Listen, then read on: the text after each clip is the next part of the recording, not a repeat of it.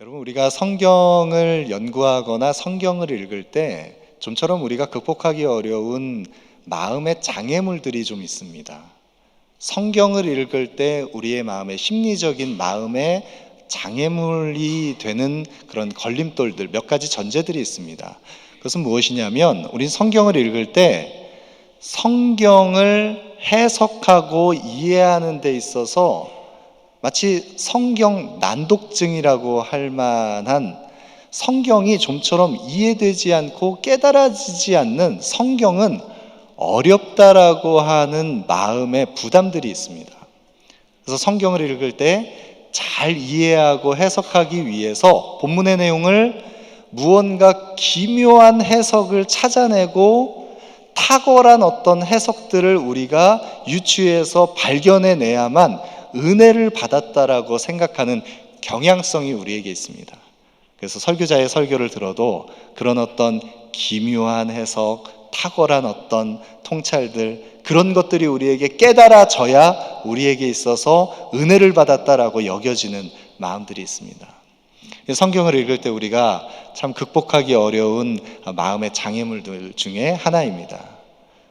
근데 우리가 성경을 읽는 것이 쉬워야 한다는 것은 아니지만, 해석하는 것이 물론 어렵지만 더 많은 시간과 정성을 들여서 해석해야 하겠지만, 기본적으로 우리가 성경을 읽을 때 가져야 하는 생각은, 성경은 1차적으로 성경이 쓰여진 목적이 하나님의 구원 계획을 우리에게 나타내 보이시기 위하여 성령께서 조명해 주시면 우리는 어느 누구든지 성경을 통해서 예수 그리스도를 발견할 수 있다라는 것.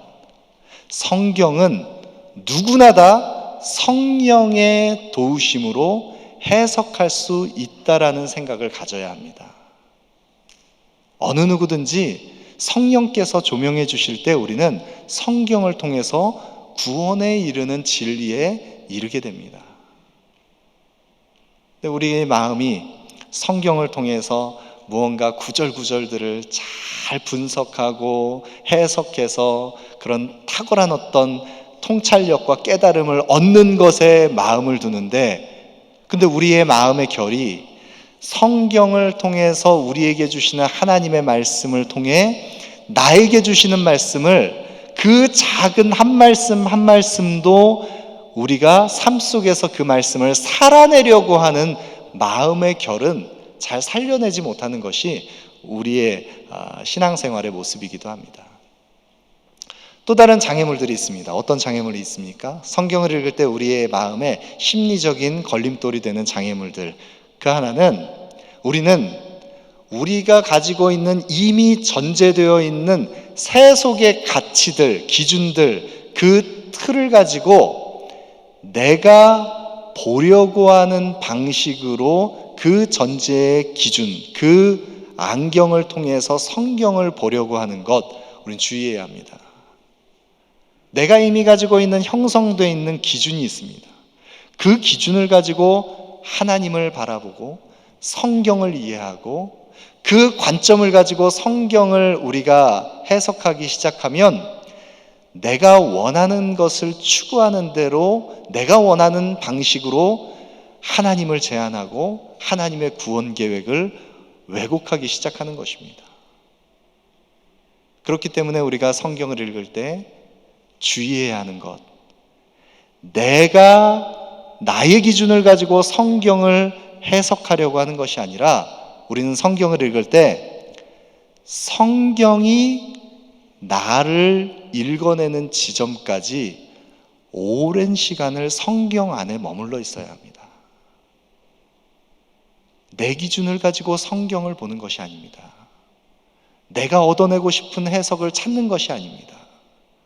성경을 통해서 말씀이 나를 읽어내는 시간까지 말씀 안에 머물러 설 때 그 살아 역사하시는 말씀이 우리의 영혼을 주장하시는 것입니다. 그때 비로소 우리의 내면에 참된 영적인 변화가 일어나는 것입니다. 오늘날 우리가 가지고 있는 수많은 왜곡된 세상의 기준들이 있습니다. 전제들이 있습니다. 그 세상의 가치들을 통해서 우리가 성경을 볼 때 성경을 열심히 읽는다고 하면 할수록 내 기준이 강화되어 있으면 점점 더 왜곡된 관점으로 성경을 오해합니다. 그러나 내 기준이 아닌 성경의 토대가 견고하게 우리 안에 우리의 가치관을 기둥처럼 견고하게 붙들고 있으면 우리는 성경을 읽으면 읽을수록 하나님의 기뻐하시는 뜻을 바르게 이해하는 복음의 부요함에 이르는 해석학적인 선순환이 이루어지는 것입니다. 우리 안에 세속의 가치들, 전제들이 너무 많습니다. 그래서 우리가 성경을 바라볼 때 하나님의 구원 계획을 왜곡하고 오늘날 많은 강단에서 선포되는 메시지 가운데, 우리가 선호하는 메시지 가운데 우리의 성경 읽기 속에 복음을 이해하지 못하는 경우가 너무나 많습니다. 십자가의 도가 희석되는 경우가 너무 많습니다. 오늘 이 시간에 우리가 다시 붙들어야 할 그 그리스도의 십자가의 도, 복음을 선명하게 깨닫는 시간 되기를 소망합니다. 오늘 본문 가운데 바울은 십자가의 복음을 이렇게 선포하고 있습니다. 18절 말씀에 십자가의 도가 멸망하는 자들에게는 미련한 것이요 구원을 받는 우리에게는 하나님의 능력이라. 십자가의 도를 말씀하고 있습니다. 그런데 이 십자가의 도가 멸망하는 자들에게는 미련하게 여겨지는 조롱과 수치의 어리석은 미련한 십자가이고, 구원받는 우리에게는 하나님의 능력이 된다라고 말씀하고 있습니다. 여러분, 여기에서 말씀하고 있는 이 십자가의 도라는 것은 무엇입니까? 도는 무엇을 의미하는 것입니까? 도는 길을 이야기하는 것입니까? 방향을 이야기하는 것입니까? 아니면 어떤 방식을 이야기하는 것입니까? 이치나 원리를 이야기하는 것입니까? 무엇입니까? 십자가의 도라고 할 때 이 도는 무엇을 의미하는 것입니까? 원문 성경에 보면 이 십자가의 도를 로고스, 메시지라고 번역을 했습니다. 십자가의 도는 다른 것이 아닙니다. 십자가의 도는 십자가가 우리에게 전하고 있는 십자가의 메시지 그 자체를 의미하는 것입니다. 십자가의 메시지가 무엇입니까? 나무에 달린 자 예수 그리스도를 통해서 그 멸시와 조롱과 수치의 십자가를 지신 그리스도의 그 십자가를 통해서 우리의 모든 죄가 다 용서함을 받았다.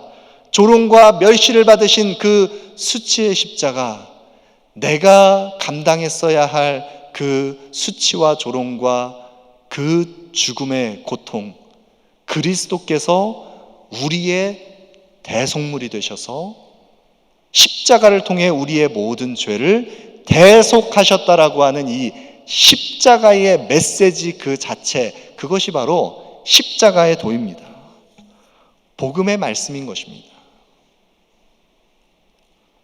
여러분, 그런데 이 십자가의 도가, 십자가가 전하고 있는 예수 그리스도의 이 십자가의 메시지가, 복음이 어떤 이에게는 미련하게 여겨지고 누군가에게는 이것이 구원을 주시는 하나님의 능력이 되는 이유가 무엇입니까?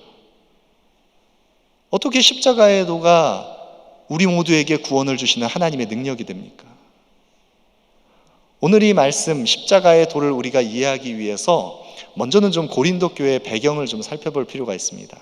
오늘 바울이 지금 이 말씀을 전하고 있는 고린도 교회의 배경, 고린도 교회는 어떤 교회입니까?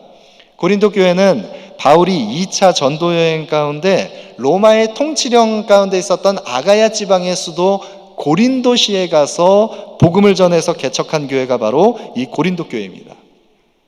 이 고린도 교회에 바울이 1년 반을 사역을 했습니다. 여러분, 우리가 잘 아시는 것처럼 바울은 순회 전도 사역을 했습니다.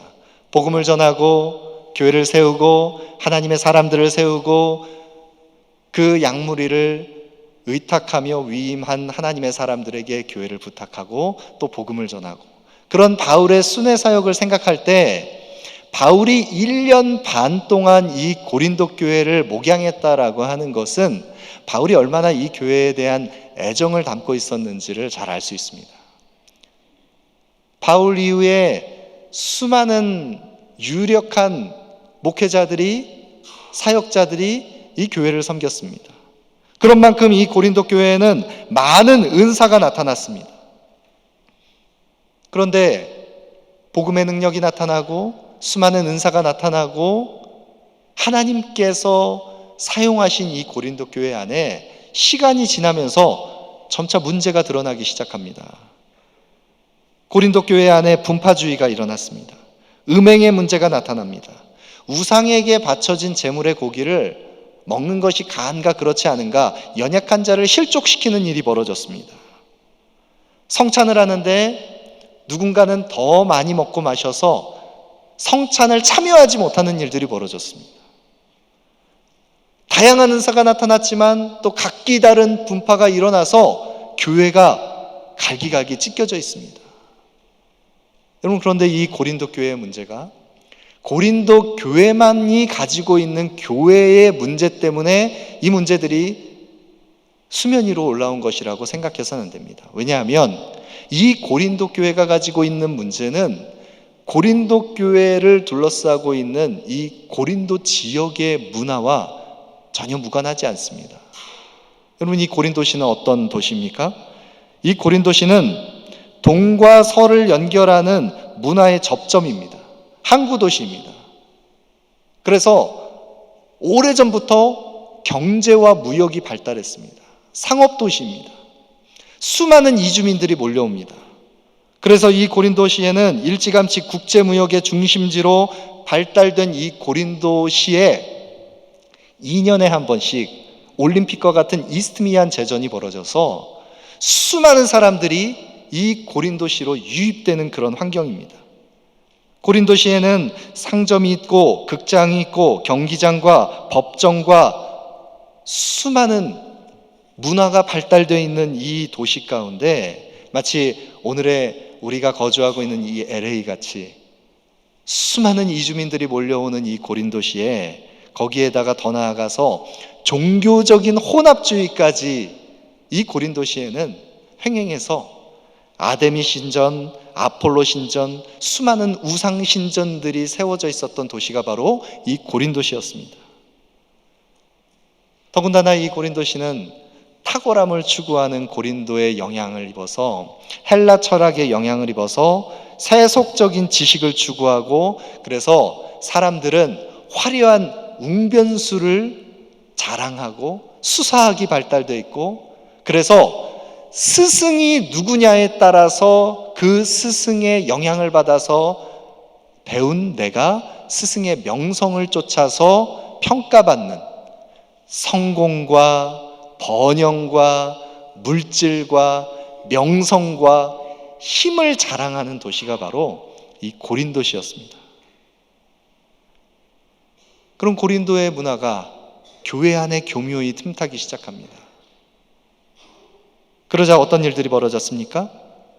고린도전서 1장 10절부터 17절까지의 문맥을 보시면 특별히 1장 10절 말씀에 보시면 형제들아 내가 우리 주 예수 그리스도의 이름으로 너희를 권하노니 모두가 같은 말을 하고 너희 가운데 분쟁이 없이 같은 마음과 같은 뜻으로 온전히 합하라.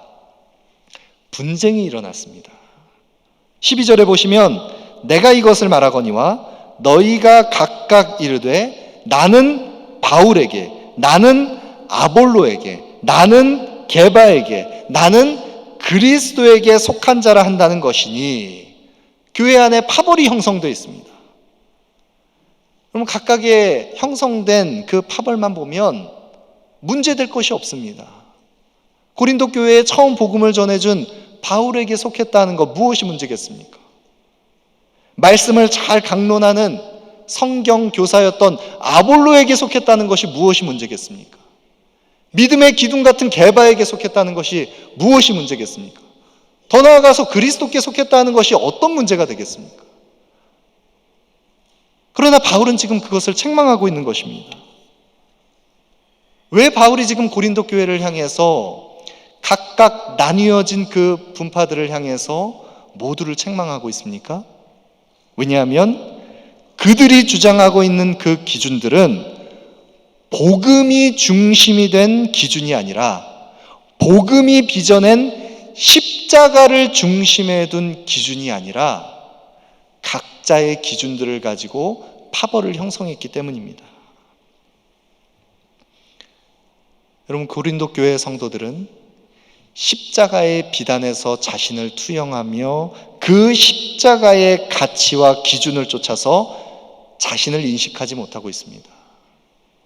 그들의 정체성을 잃어버렸습니다. 고린도 교회는 어떤 교회입니까? 바울이 고린도전서 서두에 1장 2절에 말씀하는 것처럼 고린도 교회는 고린도에 있는 하나님의 교회, 곧 그리스도 예수 안에서 거룩하여지고 성도라 부르심을 받은 자들입니다. 그들은 그리스도 예수 안에서 거룩함을 입은 자들입니다. 예수 그리스도와 함께 합한 자들입니다. 교회는, 성도는 예수와 함께 합한 자들이 바로 성도입니다. 예수와 함께 합했다는 것은 예수 그리스도의 십자가를 통과했다는 것입니다. 그리스도와 함께 내가 못 박히고 그리스도와 함께 내가 살게 된 그리스도와 연합한 자들이 바로 성도입니다. 그리스도 예수 안에서 거룩함을 받은 자들, 그들이 바로 성도, 교회입니다. 내가 성도가 되었다라는 것은 예수 그리스도의 십자가를 통과했다는 것입니다. 십자가를 통과했다는 것은 십자가의 복음의 빛 안에서 나의 모든 죄악과 나의 모든 어둠, 하나님 앞에 나아갈 수 없었던 모든 거짓, 우리의 모든 죄악들이 십자가의 빛 안에서 낱낱이 드러나게 되었다는 것입니다. 그런 우리들이 십자가의 빛 안에서 생명의 빛이신 예수께로 나아오게 되었습니다. 그 십자가의 빛 안에서 우리는 자격 없는 우리들이 그 구원의 은혜를 받았다는 것을 경험한 자들, 그들이 바로 그리스도 예수 안에서 거룩함을 입은 성도입니다. 그리고 성도는, 십자가를 통과한 성도는 그렇기 때문에 그들의 삶의 방향성과 삶의 기준이 무엇이 되어야 합니까? 바로 예수 그리스도의 십자가가 자신의 삶의 중심이 되어야 하고 십자가의 복음의 가치가 내 삶의 우선순위가 되어야 합니다. 복음을 중심에 둔, 십자가를 중심에 둔 그리스도인의 삶은 무엇입니까? 주님께서 말씀하십니다. 마태복음 16장 24절에 이에 예수께서 제자들에게 이르시되 누구든지 나를 따라오려거든 자기를 부인하고 자기 십자가를 지고 나를 따를 것이니라. 십자가의 가치는, 십자가의 중심성은 자기를 부인하는 것입니다. 우리 주님께서 그러하셨습니다. 하나님의 본체이신 그리스도께서 하나님과 동등됨을 취하지 아니하시고 종의 형체를 입고 이 땅에 찾아오셔서 우리를 대신하여 조롱과 멸시의 수치의 십자가를 지셨습니다. 할 수만 있다면 이 잔을 내게서 옮겨주십시오. 육신의 고통을 면하고 싶었지만 그리스도께서는 하나님의 구원 계획을 이루시기 위하여 십자가를 지셨습니다. 자기를 부인하셨습니다. 자기를 부인하는 십자가. 그리스도와 연합된 자는 이 자기를 부인하는 십자가의 중심성이 그 마음에 바르게 세워져 있는 자들인 것입니다.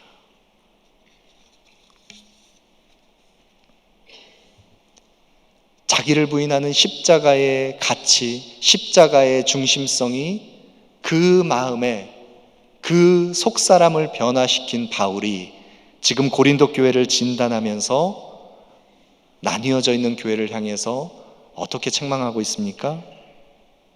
나는 바울에게, 나는 아볼로에게, 나는 게바에게, 나는 그리스도에게 속했다는 자들을 모두 책망할 때 바울은 지금 바울에게 속했다는 자들에게까지 지금 책망하고 있습니다.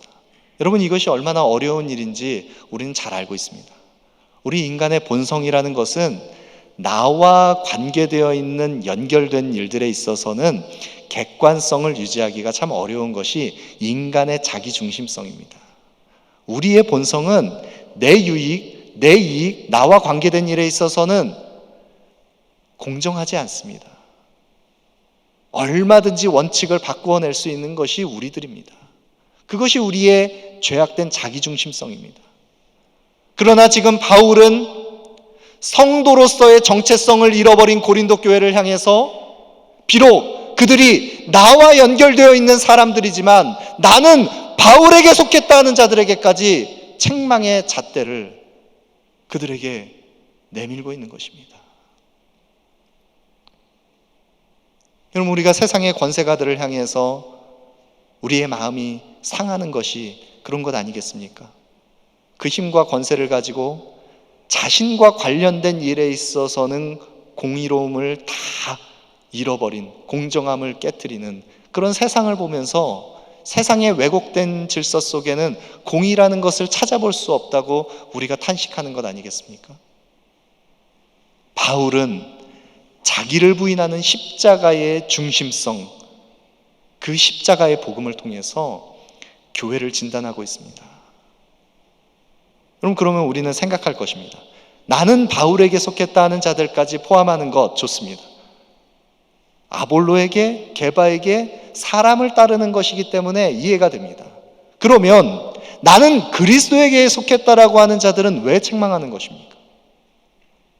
그리스도에게 속했다라고 하는 것은 합당한 것 아닙니까? 그러나 바울이 지금 진단하고 있는 나는 그리스도에게 속했다 하는 자들의 그 주장은 엄밀하게 십자가의 복음을 통해서 진단할 때 나는 그리스도께 속했다라고 주장하면서 그들이 옳다라고 여기는 가치를 주장하지만 내가 옳다라고 여기는 그 이념, 그 가치를 추구하면서 나는 옳다, 나는 그들과 다르다라는 것을 주장하며 교회를 나누고 있는 것입니다. 그들은 그리스도를 따르는 자들이 아닙니다. 정확하게 말씀드리면 그리스도를 따른다라고 포장하면서 나를 따르고 있는 자들입니다. 내가 중요하게 여기는 이념과 가치들, 그것이 종교적인 가치이든 정치적인 것이든 도덕적인 것이든 무엇이든 자신을 돋보이게 만드는 옳다라고 여겨지는 가치를 통해서 나를 주장하는 이들이 바로 그리스도를 따른다라고 하는 자들입니다. 자기를 부인하는 십자가의 메시지를 따르는 자들이 아닙니다. 그리스도로 포장된 그 포장지에 자신을 싸서 자신을 돋보이게 만드는 자들입니다. 여전히 그들의 무게중심은 나에게 있습니다. 나에게 있습니다. 복음의 가치가 아닙니다. 그런 이들을 향해서 바울은 십자가의 도를 증거하며 십자가의 메시지를 따르지 않는 교회를 향해 지금 책망하고 있는 것입니다. 여러분, 십자가의 메시지, 십자가의 도에 우리를 투영하면 우리 모두는 십자가의 복음의 빛 안에서 어떤 의로움도 찾아볼 수 없습니다. 나를 주장할 수 있는, 내 의라고 여겨질 수 있는 어떤 가치도 주장할 수 없습니다. 십자가의 비단에 우리를 투영하면 우리는 그 십자가의 복음의 빛 안에서 구원의 은혜를 누릴 수 없는 자격 없는 자라는 것을 철저하게 인식하게 되는 것, 그것이 바로 복음을 통해서 자신을 투영한 사람들의 신앙 고백입니다. 그 복음의 비단에서 우리를 투영하게 될 때 어떤 일이 벌어집니까? 나의 죄인됨을 깊이 자각하면 자각할수록 나와 같은 죄인을 부르신 하나님의 한량없는 은혜가 더 부요해지는 것, 우리의 죄에 대한 자각이 깊어질수록 은혜에 대한 부요함이 더욱 풍성해지는 것, 이것이 바로 십자가의 메시지입니다. 그 십자가의 메시지를 경험한 자들, 그들은 거짓된 안정감에 스스로를 가둬두지 않습니다. 내가 종교적으로 열심을 내어서 교회에 헌신하고 봉사하고 오랜 시간을 무언가를 이루었다라고 하는 그것, 많은 물질을 누군가에게 나누었다라고 하는, 내가 시간과 정성을 들여서 하나님 앞에 받음직한 나에게서 나온 무엇을 드렸다라고 하는 것, 어떤 것도 내가 주인이 되어서 주장할 수 있는 거짓된 안정감, 아무것도 없습니다. 오직 은혜일 뿐입니다. 그 십자가의 은혜를 경험한 자들, 그들은 자기를 부인하는 십자가를 통해 우리의 내면을 비춰봅니다. 내가 좋아하는 어떤 신학의 부류, 신앙의 색깔들, 교회가 성장하려면 이런 것들을 해야 한다라고 하는 여기는 어떤 것들, 그 어떤 주장과 가치들이든지 복음의 메시지에, 그 복음의 가치에 반하는 것, 나를 주장하지 않습니다. 그리스도를 따른다 하지만 실상은 무게중심이 나에게 맞추어져 있는 그들에게까지 포함하여 십자가의 복음을 다시 한번 선포하고 있는 이 바울의 십자가에도, 이것이 세상이 볼 때 얼마나 미련한 것입니까? 고린도시의 문화의 영향을 따라서 고린도 교회는 힘을 자랑하고 성공을 지향하고 부요하고 스승의 명성이 나의 명성이 되고, 그래서 탁월함을 추구하고 힘과 능력을 자랑하는 고린도에서 어느 누구에게도 속하지 않은, 바울에게도 아볼로에게도 게바에게도 심지어 내가 옳다라고 여기는 이념도 따르지 않고 예수 그리스도의 복음만을 따르는, 자기를 부인하는 십자가, 이것이 얼마나 세상의 관점에서 볼 때 미련한 것입니까? 이 미련한 세상의 방식에서 볼 때 미련하게 여겨지는 이 십자가의 도는 표적을 구하는 유대인들에게도, 지혜를 찾는 헬라인이 볼 때도 수치스럽고 미련한 십자가입니다. 십자가의 메시지는 약함의 메시지입니다. 십자가의 메시지는, 하나님의 능력이 나타나는 이 메시지는 자기를 부인하는 메시지입니다. 하나님의 지혜가 여기에 속했다는 것입니다. 여러분, 그러면 왜 하나님께서는 이 세상이 볼 때 미련하고 조롱과 수치와 멸시를 받는 이 약함의 십자가를 통해서, 자기를 부인하는 십자가를 통해서 구원을 주시는 하나님의 능력을 왜 이 십자가 속에 숨겨두신 것입니까? 왜입니까? 고린도전서 1장 29절에 이는 아무 육체도 하나님 앞에서 자랑하지 못하게 하려 함이라.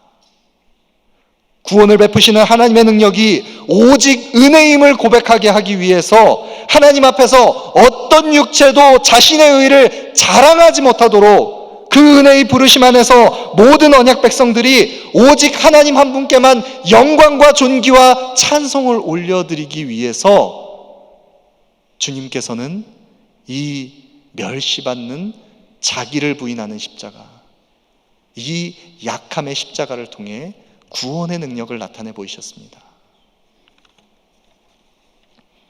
십자가는 인간에게 내려진 가장 고통스럽고 수치스러운 조롱과 멸시의 상징입니다.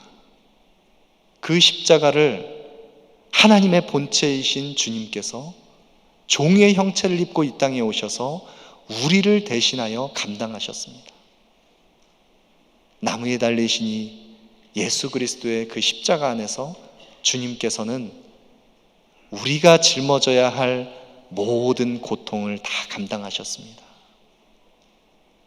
우리가 살아가면서 정말 버겨운 이 인생살이 속에 한 달 한 달을 또 이 땅에서 살아가면서 숨만 쉬어도 우리가 참 고통스러운 그 눈덩이처럼 불어나는 어떤 경제적인 어려움들을 겪는 분도 계시고, 또 육체의 질병으로 고통을 당하는 많은 어려움을 겪고 계신 분도 계시고, 사랑하는 이를 떠나보는 이도 계시고, 우리 인생 속에 저마다 경험하는 아픔과 고통이 있습니다. 근데 우리가 경험하는 이 고통, 우리가 이 고통을 통해서 우리 인생의 한계를 경험하고 그리스도 앞에 나아갈 수 있는 심령의 가난함을 허락받는다는 것은, 십자가는 바로 십자가의 고통을 짊어지신 예수 그리스도, 십자가 안에서 우리는 그리스도와 함께 연결됩니다. 우리의 인생 속에 경험하는 우리의 고통들 가운데 사실 우리가 경험하는 저마다의 부분의 그 고통은 이미 주님께서 우리의 모든 고통과 질고와 고난을 십자가에서 다 감당하신 그 고통과 아픔과 고난입니다. 우리의 모든 연약함을 주님께서 아십니다. 주님께서 그것을 담당하셨습니다. 그러므로 우리는 십자가 안에서 우리의 고통을 짊어지신, 우리를 위하여 대신 목숨을 내어 자신을 내어주신 그리스도와 만나게 됩니다. 여러분, 우리의 약함을 고백할 수밖에 없는 시간들을 우리가 지나고 있다는 것은 또 다른 의미에서 다시 십자가만 붙들 수 있도록 하나님이 우리를 찾으시는 시간일 수 있다는 것을 기억해야 합니다. 우리 인생의 고난과 고통 속에서 우리는 십자가에서 우리를 부르시는 주님의 음성을 듣습니다. 우리 개인의 삶 가운데 우리 교회가 무엇을 의지하고 있습니까? 십자가의 능력이 아니라, 십자가를 바라보는 것이 아니라, 우리 개인의 삶 가운데 고린도의 세속의 영광처럼 세속의 성공과 세속의 부요함과 우리가 자랑 삼을 나를 가치롭게 할 만한 세상의 가치들을 쫓았던, 그래서 십자가와 멀어져 있던 그런 우리의 모습, 이전 우리의 모습, 우리의 시선이 어느 순간에 십자가에서 멀어져 있지 않습니까? 우리 교회가 이전에 가지고 있었던 화려한 명성들, 우리가 가지고 있는 힘과 능력, 그것을 자랑 삼으면서 다시 돌아가야 할 예수 그리스도의 십자가를 놓치고 있는 모습은 없습니까? 우리 한길교회가 다시 십자가를 바라보기를 원합니다. 구원을 주시는 하나님의 능력, 이 십자가의 능력이 우리 교회를 통하여 다시 선포되기를 원합니다. 우리의 삶 가운데, 우리 교회 가운데 이 십자가의 도를 통해 우리가 속한 이 지역사회, 우리 가정에, 우리 열방에 구원을 주시는 하나님의 능력이 나타나기를 소망합니다. 우리 시간 다 같이 자리에서 일어나셔서 우리 함께 주신 말씀 기억하면서 함께 이 찬양의 고백을 드릴 때, 십자가의 복음의 그늘 아래, 그 피난처 되시는 주님의 그 날개 그늘 아래서 우리의 영혼이 참된 평안과 안식을 누립니다. 우리 땅을 살아가면서 우리에게 영원한 안식과 기쁨과 평안을 주실 수 있는 것은 예수 그리스도의 십자가의 복음밖에 없습니다. 십자가의 그늘 아래에서 우리의 영혼 자유합니다. 우리 그 믿음의 고백을 담아서 함께 찬양하겠습니다.